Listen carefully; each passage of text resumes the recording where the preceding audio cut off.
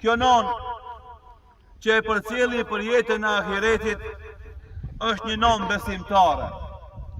Mjafton momenti i fundit i jetës së saj për me qenë një ngushëllim i jashtëzakonshëm për familjen e ngushtë,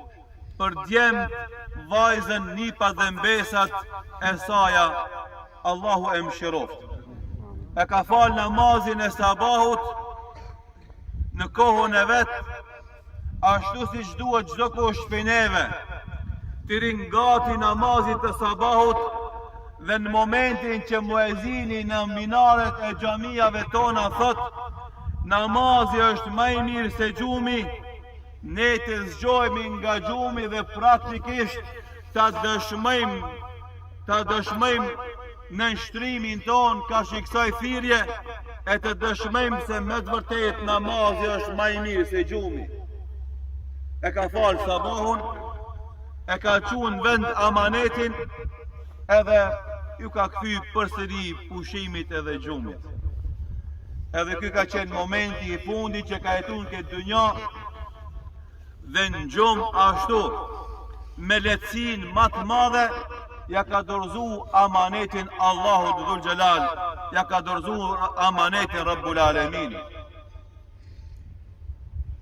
Kur e ndëgjojnë këtë lajm shumica e pleqve tonë, nonave tona dhe baballave tonë, thojnë sa vdekje e letë. Letë për të vdekurin, letë edhe për familjen për mes me eshtu piklimin dhe mërzinë e tyre. E normalisht kjo non, Allahu i madhërishëm ja ka dhonë këtë vdekje të letë, sepse ka qenë një non e cila ka nxjerrë në dynjë burra,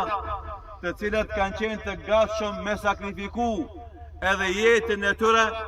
për të mbrojtë dinin dhe për të mbrojtë vatanin. Një non e cila ka nxjerrë në dynjë si burra patriota adhetar, të sinqertë për dinin e tyre, që kanë dhënë jetën për Allahun e madhreshëm, dhe burra që kanë qenë në shërbim të islamit dhe të vatanit, normalisht që da ketë një fund të lehtë të këtill, sepse lidhshmëria e zemrës së saj për Allahun dhe fenë e tij dhe për vatanin e vet ka qenë 24/7 e pranishme, dhe normalisht që Allahu pastaj për këtë non vlen ajo që ka thonë: ja ayyatuha nafsul mutma'inna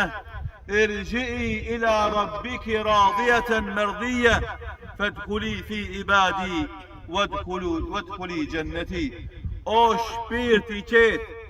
ktheu te Zoti jot i kënaqur me Zotin dhe Zoti i kënaqur me ty,